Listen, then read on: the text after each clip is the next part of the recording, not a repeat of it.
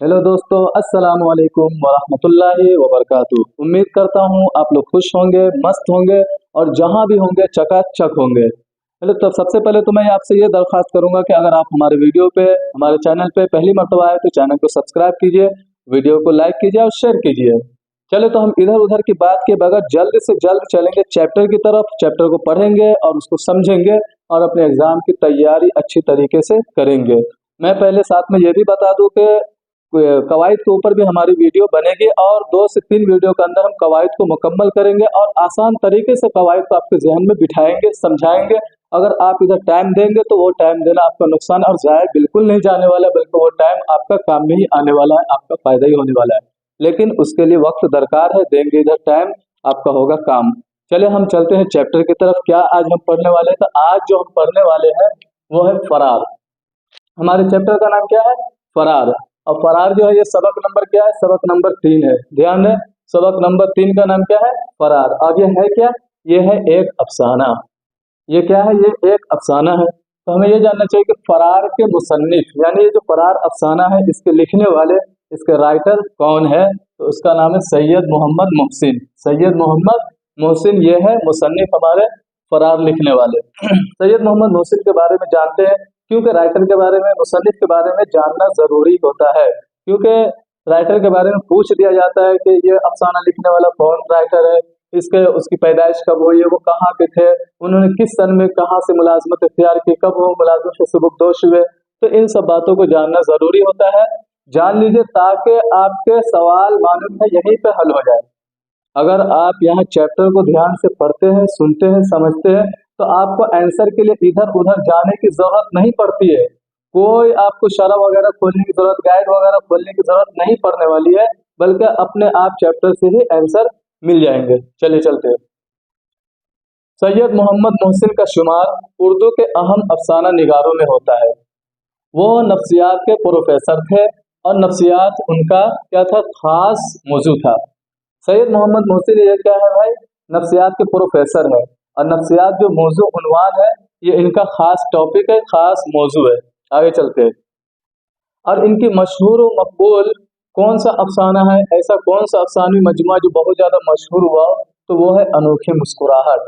ये एक ऐसे अफसानी मजमुआ है, ये एक ऐसा अफसानी मजमुआ है जो कि उर्दू अदब की दुनिया में काफी मकबूल और मारूफ हुआ है। यही है जो सैयद मोहम्मद मोहसिन की क्या बोलते पहचान मार्केट में बनी। खैर आगे चलते हैं। और ये जो अनोखी मुस्कुराहट अफसानी मजमुआ है ना, इसकी ज्यादातर कहानी किस तरह की है? तो नफ्सियाती नौइयत की है। यानी अनोखी मुस्कुराहट जो अफसानी मजमुआ है ना, उसके अंदर ज्यादातर जो कहानी है ना, वो नफ्सियाती है। और नफ्सियात तो आप जानते हैं किसको बोलते हैं? जब किसी चीज का आदमी के जहन के ऊपर असर पड़ जाता है, आदमी चीजों से बाहर तो निकल जाता है, लेकिन उसका असर कहीं ना कहीं जिंदगी में बाकी रहता है, जो कभी ना कभी जाहिर हो जाता है, जहन में बैठ जाता है। नफ्सियात तो आप जाने होंगे, उसको नफ्सियाती बीमारी है, नफ्सियाती मरीज हो गया है, तो वही चीज है। अजय सैयद मोहम्मद मोहसिन है तो नफ्सियात के प्रोफेसर है, मतलब कि वो एक डॉक्टर भी है। इनको डॉक्टर मोहम्मद मोहसिन भी कहते हैं, सैयद मोहम्मद मोहसिन भी कहते हैं। याद रहे, जब कभी सवाल आए तो उसमें ये नहीं सोचना है कि डॉक्टर मोहम्मद मोहसिन ये कौन है, कोई नया राइटर, कोई ये नया मुसन्निफ तो नहीं आ गया। तो जी नहीं, ये सैयद मोहम्मद मोहसिन ही है, जिनका नाम मालूम है, जो कि डॉक्टर भी है, तो इसीलिए डॉक्टर मोहम्मद मोहसिन भी कुछ लोग बोलते हैं, सैयद मोहम्मद मोहसिन भी बोलते हैं। आगे चलते हैं। इनके पैदाइश कब हुई है? 10 जुलाई 1910 ईस्वी को पटना में इनकी पैदाइश हुई है। इनके वालिद साहब का नाम क्या था? इनके वालिद साहब का नाम था सैयद मोहम्मद रशीद। इनके वालिद साहब का नाम है सैयद मोहम्मद रशीद।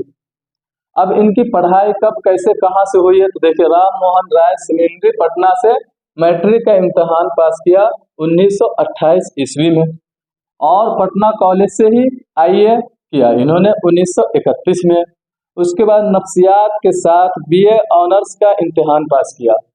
उसके बाद नफ्सियात के साथ बीए ऑनर्स का इम्तिहान पास किया। 1934 ईस्वी में पटना यूनिवर्सिटी से एमए फर्स्ट क्लास से पास किया इन्होंने। सैयद मोहम्मद मोहसिन ने 1934 ईस्वी में पटना यूनिवर्सिटी से एमए फर्स्ट क्लास से पास किया और गोल्ड मेडल भी हासिल किया। आगे चलते हैं। 1938 ईस्वी को पटना कॉलेज में शोबे फलसफा में आर्जी तौर पर लेक्चरर बहाल हुए। यानी 1938 ईस्वी में इनकी मुलाजमत लगी। कहाँ लगी भाई? तो पटना कॉलेज में लगी। और किस शोबा में? किस डिपार्टमेंट में? तो इनका शोबा फ़लसफ़ा। जिस तरह से ये नफ्सियात एक शोबा है, उसी तरह से फ़लसफ़ा भी एक शोबा है। खैर, लेकिन ये जो मुलाज़मत हुई आर्ज़ी तौर पर इनकी मुलाज़मत हुई। आगे चलकर क्या हुआ? तो 1948 ईस्वी में पटना यूनिवर्सिटी के शोबे नफ्सियात में मुस्तकिल तौर पर लेक्चरर बहाल हो गए। यानी आगे चल के 1948 ईस्वी में पटना यूनिवर्सिटी के शोबे नफ्सियात में क्या हो गया भाई? दायमी तौर पर ये लेक्चरर इनकी क्या बोलते मुलाजमत पक्की हो गई। किसमें? शोबे नफ्सियात में इनकी मुलाजमत पक्की हो गई। आगे चलते हैं 1953 ईस्वी। 1953 ईस्वी में सदर शोबे नफ्सियात मुकर्रर हुए। देखिए पहले ये वहाँ पे मुलाजमत के तौर पे ये क्या बोलते हैं आर्जी तौर पे मुस्तकिल तौर पे वहाँ पे लगे, तो वहाँ पे एक टीचर की हैसियत से हैं क्योंकि वहाँ लेक्चर दे रहे हैं। लेकिन आगे चल करके उसके अंदर क्या हो गए? सदर हो गए, जो कि प्रिंसिपल वगैरह को बोलते हैं। आगे तो वो सदर तक पहुँच गए, अब आगे वो बड़े पोस्ट पे आ चुके हैं। आगे चलते हैं, आगे क्या कहा गया है भाई? तो 1974 ईस्वी में अपनी मुलाजमत से सुबुकदोश हुए। यानी 1974 वो ईस्वी है जिसमें मालूम कि अपनी अपनी मुलाजमत से क्या हो गए? रिटायरमेंट हो गया, इनका टाइम हो गया। चलो भाई आप बहुत ज़्यादा आपने नौकरी कर ली, आप बूढ़े हो गए, आप मुलाजमत से रिटायर हो जाइए घर पे, ऐसा इनका सीन हो गया। आगे चलते हैं, अफसानवी मजमुआ अनोखी मुस्कुराहट। देखिए इनका अफसानवी मजमुआ ऊपर भी बताया हूँ, यहाँ पे भी है कि अनोखी मुस्कुराहट ये क्या है? अफसानवी मजमुआ है, जिसकी मालूम में ज्यादातर कहानी कैसी है? नफ्सियाती नौयत की है। आगे चलते हैं, और नफ्सियाती जाविये ये भी एक मजमुआ है, लेकिन किस तरह का मजमुआ है? देखिए नफ्सियाती जाविये नफ्सियाती मज़ामीन का मजमुआ है। यानी ये नफ्सियाती जाविये ये एक ऐसी किताब है जिसके अंदर नफ्सियात के ऊपर ये बात किए हैं कि नफ्सियात किस चीज़ को कहते हैं और नफ्सियात का उन्वान कितना वसी है, इसके अंदर कहाँ से क्या क्या बातें होती है, उसके ऊपर इन्होंने खुल करके बातें की है, इसके बारे में बताया है। तो वह नफ्सियाती मज़ामीन का मजमुआ है जिसका नाम है नफ्सियाती जाविये।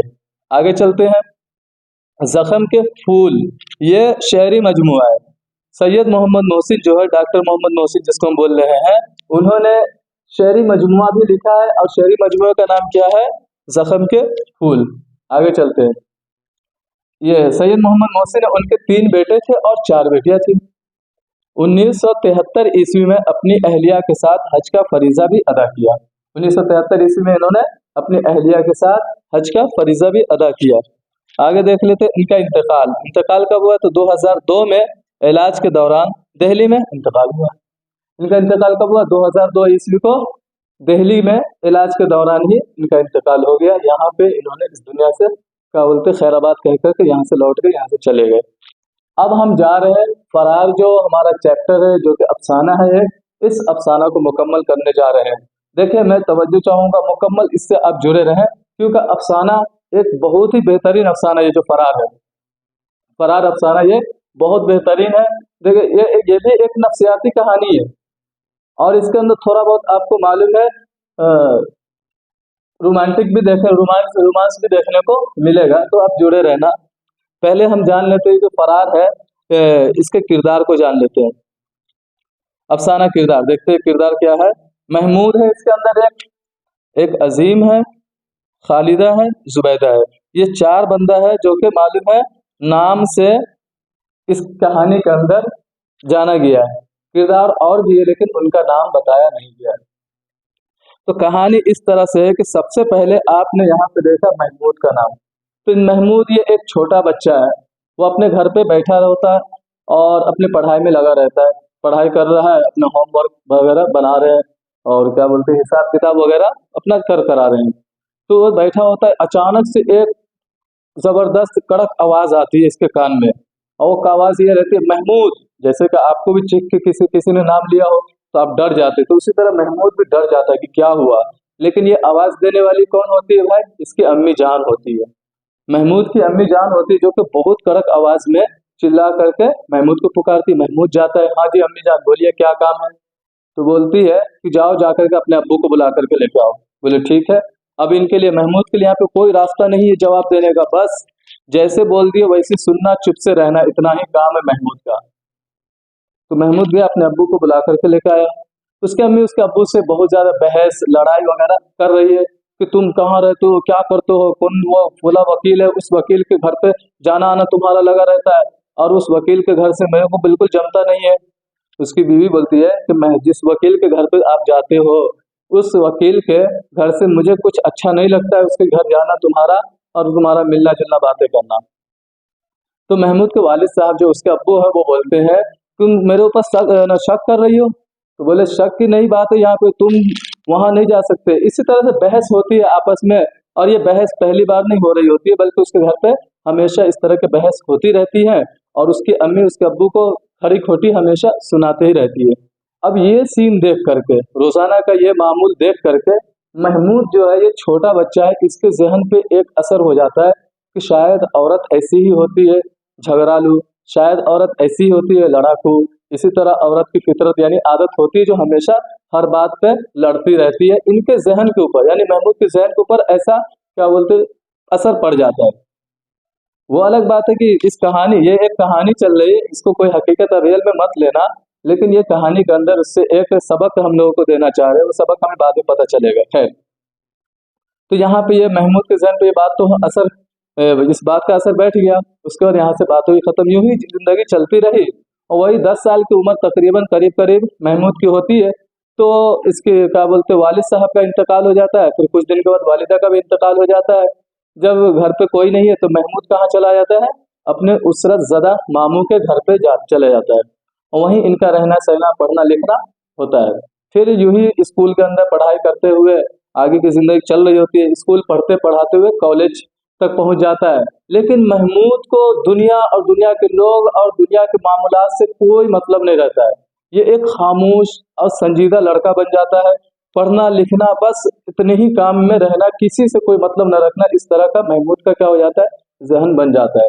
खैर, आगे चलता है, कॉलेज पास किया, उसके बाद यूनिवर्सिटी वगैरह में भी जाकर के एडमिशन लेकर के वहाँ की ये पढ़ाई करने लगते हैं महमूद। वहाँ पढ़ाई करते हुए वो महमूद हॉस्टल में रहने लगता है। लेकिन वहाँ हॉस्टल में रहने के बाद ऐसा मामला होता है कि एक लड़का है जिसका नाम है अजीम, ठीक है। तो जिसका नाम अजीम है, ये बनता है महमूद का क्या दोस्त, और दोनों की दोस्ती रहती है। दोस्ती में पढ़ना लिखना घूमना फिरना सब साथ में होता है। लेकिन यूनिवर्सिटी में जो है लोग पढ़ाई कर रहे हैं, तो वहाँ का मामला, वहाँ का माहौल कुछ अलग रहता है। कुछ अलग का क्या मतलब, वहाँ लड़का हो लड़की हो, हर जो भी हो, सबका एक साथ पढ़ना लिखना मिलना जुलना सब कुछ लगा रहता है। और ये कॉलेज में यूनिवर्सिटी वगैरह में इस सब के ऊपर ज्यादा देखा नहीं जाता है, बस पढ़ाई के ऊपर आदमी का जहन रहता है, दिमाग रहता है। खैर, बातें आगे चलती है। कॉलेज के अंदर जा रहे हैं लोग, क्लास कर रहे हैं, उसी में दोस्ती यारी है, सबके आपस में बात होती है, कौन क्या है कैसा है इस सब के ऊपर। तो एक दिन अजीम महमूद को बोलता है कि यार महमूद, तेरा दिल कैसा है यार, कितना तुम्हारा दिल सूखा हुआ है। तुम्हारे दिल के ऊपर किसकी बात असर ही नहीं करती है। तुम्हें कितने लोग देखते हैं, कितने लोग चाहते हैं, कितने लोग पसंद करते हैं, लेकिन तुम उसकी बात को सुनते नहीं, उसकी बात को ध्यान देते नहीं, तवज्जो देते नहीं, क्यों ऐसा? तो महमूद बोलता है ऐसी कोई बात नहीं है, कहाँ मेरे को कोई नहीं देखते, कोई नहीं पूछते। बोले ऐसी बात नहीं है, बल्कि ये जो लड़की है खालिदा जिसका नाम है, कि क्लास के अंदर वो जो खालिदा है, वो खालिदा हमेशा तुम्हारे को देखती रहती है, और वो ये चाहती है कि तुम उससे मिलो, और तुम उससे बातें करो, या फिर खालिदा तुमसे बातें करे मिले, इस तरह का खालिदा का ख्याल है। तो ये महमूद बोलता है कि वो मासूम लड़की, उसके बारे में इस तरह से आप बातें मत किया करो, क्योंकि ऐसी कोई बात नहीं है। खैर, इसी तरह का मामला, इसी तरह की बातचीत आपस में चलती रहती है। आगे चल करके एक दिन अजीम महमूद को ऐसा बोलता है कि यार महमूद, ऐसा तो नहीं है, कहीं ऐसा तो नहीं कि तुम औरतों से डरते हो, और औरतों से मिलना, औरतों से बातें करना, ये तुम्हारे क्या बोलते हिम्मत ना हो तुम्हारी, तुम उससे सामना नहीं कर सकते, कहीं ऐसा मामला तो ना हो। बस ये बात सुनना था। तो महमूद अ, यहाँ पे समझ गया कि पता नहीं यहाँ पे क्या होने वाला है। तो महमूद बोलता नहीं, ऐसी बात बिल्कुल नहीं है, कोई भी हो, मैं किससे भी मिल सकता हूँ, किसका भी सामना कर सकता हूँ, कोई मुश्किल नहीं है। बोले अगर ऐसी बात है ना, तो कल तुम आओ नुमाइश। नुमाइश बोले तो वही किसी होटल वगैरह में आओ, जहाँ पे आमना सामना होगा, जहाँ पे बातें होगी, देखता हूँ कि तुम्हारी कितनी हिम्मत है। क्लास में महमूद पढ़ने में टॉप पे रहता है, मेहनती रहता है, सबसे आगे रहता है, होशियार बच्चा रहता है। लेकिन लड़कियों से मिलना और लड़कियों से बातें करना महमूद के लिए मुनासिब नहीं, बल्कि महमूद की हिम्मत नहीं होती। क्यों नहीं होती है? क्योंकि जब भी महमूद किसी लड़की से बातें करना ये सोचता है, बस उसके जहन में सिर्फ एक बात आती है कि हमने बचपन के अंदर देखा था कि घर के अंदर मेरी अम्मी अब्बू जान के साथ किस तरह की सलूक करती थी। बस ये उसके जहन के ऊपर सवाल है कि शायद औरतों की जो जात है, लड़कियों की जो ज़ात है वो इसी तरह की होती है। यही बात है कि महमूद हमेशा औरतों से डरता रहता है। खैर, यहाँ पे बातें होती है नुमाइश जाने की। महमूद इसके ऊपर तैयार हो जाता है, कल परसों की प्लानिंग है, सब वहाँ पे जाएंगे, देखेंगे क्या होता है। तो आप भी देखिए क्या होता है। मामूल के मुताबिक वक्त गुजरता गया, लेकिन जब से महमूद इस बात का इकरार करता है कि मैं आऊँगा, देखता हूँ क्या होता है, उस वक्त से महमूद परेशान रहेगा। उस वक्त से महमूद बिल्कुल परेशान रहता है कि अरे बोलने को तो मैं बोल दिया हूँ कि मैं मिल लूंगा, मुझे किसी से डर नहीं लगता है। लेकिन हकीकत ऐसी है कि महमूद यहाँ पे बहुत ज़्यादा अपने ऊपर सोच रहा है और ये परेशान है, एकदम से परेशान है कि अब क्या होगा। मैंने हाँ तो कह दिया है, लेकिन सामना कैसे करूंगा, मैं कल वहां जाऊंगा कैसे, मिलूंगा कैसे, बातें कैसे करूंगा। खैर, वो वक्त आया जिस वक्त का यहाँ पे बात हुई थी कि वहां जाना है, मिलना है, वो वक्त आ चुका था। महमूद वहां जाता मिलने के लिए, उससे पहले महमूद ने ये इरादा अपना बदल लिया कि नहीं, मैं नहीं जाऊंगा, देखता हूँ क्या होता है नहीं होता है। खैर, वो वक्त गुजर गया। महमूद को जहाँ मिलने के वास्ते जाना था सब लोगों के बीच में, वो नहीं गया। और न जा करके कल परसों अगले दिन जब यहाँ ये लोग आए, कॉलेज यूनिवर्सिटी के अंदर आए, क्लास में आए, तो फिर आपस में बात हुई कि भाई तुम क्यों नहीं आए थे, तुम्हारे को आना चाहिए था, तुम तो बात कहे थे कि मैं नहीं डरता, मैं मिल ले सकता हूँ। तो महमूद यहाँ पे बहाना बना लेता है कि मेरी तबीयत खराब हो गई थी, इस वजह से मैं वहां पे नहीं आ पाया। खैर, इस तरह से मसला गुजरता गया, आगे बढ़ता गया, और महमूद की पढ़ाई भी आगे बढ़ती रही, आगे की तरफ चलती रही। पढ़ते पढ़ते इन लोगों के का वहां तक हुआ है ना, बहुत ऊपर तरक्की करने के बाद कलेक्टर तक की पढ़ाई महमूद की मुकम्मल हो गई। अब महमूद का कलेक्टर बनना था। हालांकि कलेक्टर बनने के बाद बहुत जल्द इसकी जॉब भी लग जाती है महमूद की। अब जॉब लगने के बाद क्या है, महमूद के पास पैसे, माल, दौलत, शोहरत, इज्जत, हर चीज की क्या बोलते भाई, भरमारी भरमारी, किसी चीज की कमी नहीं। पैसे बोलो, माल बोलो, दौलत बोलो, ढेर लगा हुआ है, किसी चीज की कमी नहीं है। लेकिन जब भी फिर ये अपने घर में जाकर के ड्यूटी के बाद घर में जाता है, तो घर के अंदर ये खुद को हमेशा अकेला ही महसूस करता है कि घर में कोई नहीं है, मैं अकेला सो रहा हूँ, बैठ रहा हूँ, खा रहा हूँ, पी रहा हूँ। तो बहुत मतलब तन्हाई महसूस करता है, और इस बात का उसको एहसास भी हो रहा होता है।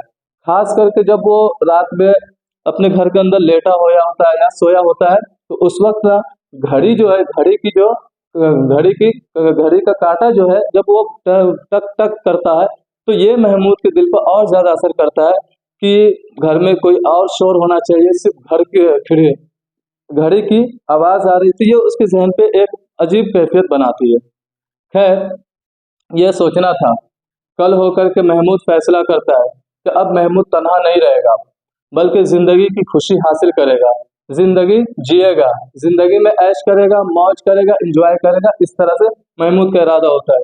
हमारे घर के अंदर भी आवाजें होगी, हमारे घर के अंदर भी खुशी होगी, हमारे घर के अंदर भी चहल पहल होगा, ऐसा करके महमूद का ख्याल बनता है। बस क्या था, महमूद ने अपने रिश्ते की तरफ तवज्जो दिया, रिश्ता बोले तो शादी करने का इरादा बनाया। और इसने देखा कि जब ये पढ़ाई कर रहा था, तभी से इसके शादी के लिए मतलब रिश्ते वगैरह आ रहे थे। तो इन्होंने कभी किसी को शादी का इरादा तो किया नहीं था। सारे रिश्ते कोई 4 साल पहले, कोई 5 साल पहले, जितने भी रिश्ते आए थे, जाकर के देखा, चेक किया, किसकी तस्वीरें है भाई, किसकी फोटो है, कब इन लोगों का रिश्ता आया, 4 साल पहले इसकी शादी हो गई होगी, 5 साल पहले इसकी भी शादी हो गई होगी। लेकिन एक ऐसी लड़की थी जिसका रिश्ता करीब में ही आया था, यानी वही 6 महीना, 8 महीना, साल भर पहले। इस रिश्ते पर इन्होंने तवज्जो डाली कि जरा मालूम करो कि इस लड़की की शादी हुई है या नहीं हुई है। पता करने पर मालूम चलता है कि ये वह लड़की है जिसकी शादी अभी नहीं हुई है, बल्कि ये अभी अकेली है, और इसकी पढ़ाई चल रही है, और इसकी उम्र भी कुछ ज्यादा नहीं है। बस क्या था, महमूद ने कहा डन, बस इसी लड़की से शादी होगी, जाओ जाकर के बातें करो, क्योंकि पैसे की कमी नहीं है, अपने मुलाजिम को भेज सकता है, जाओ जाकर के बातें करो, जो भी हो जैसा भी हो, बस होना चाहिए तो होना चाहिए। ये इरादा करने के बाद पता चला कि उस लड़की के घर पे रिश्ता भेजा, घर वालों ने रिश्ते को कबूल किया, बातें हो गई, अब शादी होगी। शादी एकदम धूमधाम से करने का इरादा महमूद ने बना रखा है। जिसके पास पैसे की कमी ना हो, माल दौलत की कमी ना हो, शोहरत है, जो जो चीज बोले चीज ढेर है।